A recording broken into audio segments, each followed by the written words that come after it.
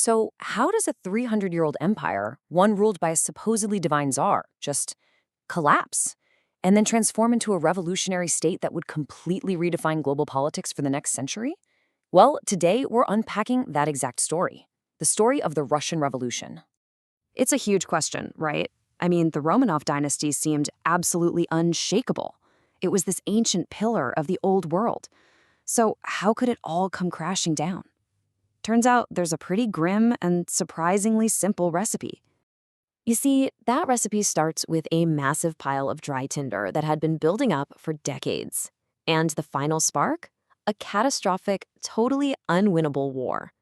To really get the explosion that was World War I, we first have to look at the rot that was already eating the empire from the inside out.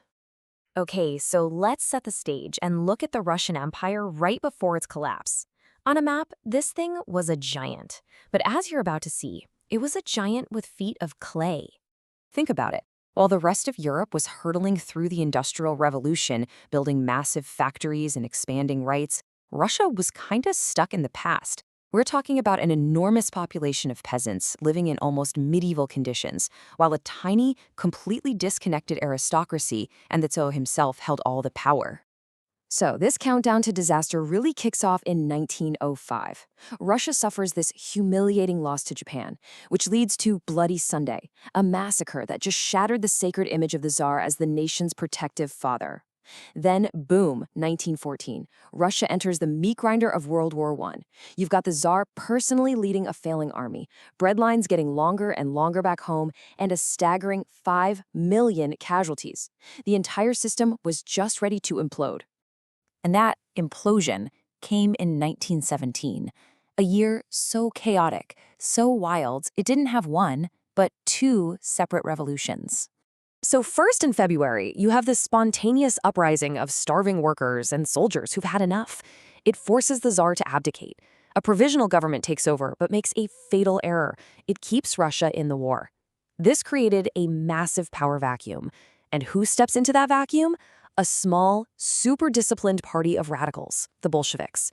Just months later, they stage a planned coup and snatch control for themselves. So how did the Bolshevik leader, Vladimir Lenin, even get there? Well, in one of history's biggest gambles, Germany, Russia's enemy in the war, literally put him on a sealed train and sent him back home.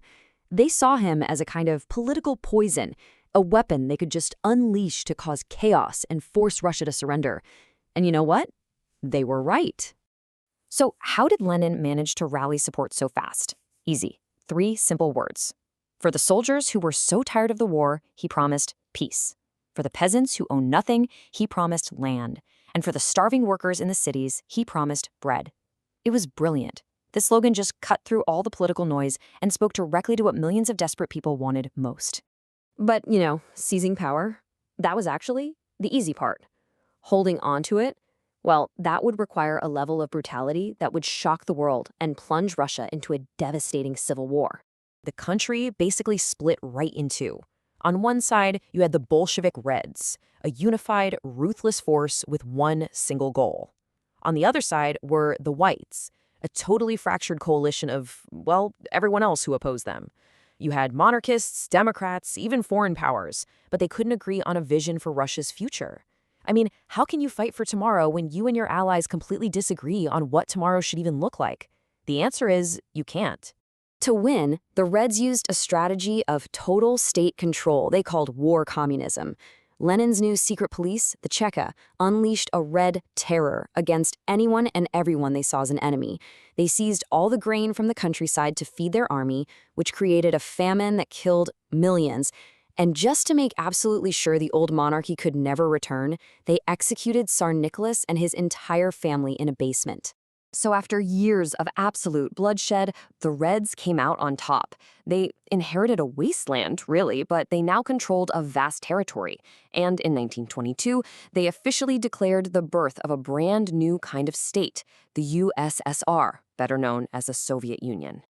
The creation of the Soviet Union didn't just change Russia. Its shockwaves immediately fractured the entire globe. It really did set off this global chain reaction. First, Lenin creates the Comintern, an organization with one job: export revolution everywhere. This, of course, sparked a massive Red Scare in the West, leading to crackdowns on unions and immigrants. And crucially, this fear of communism became the #1 recruiting tool for a new political movement, fascism.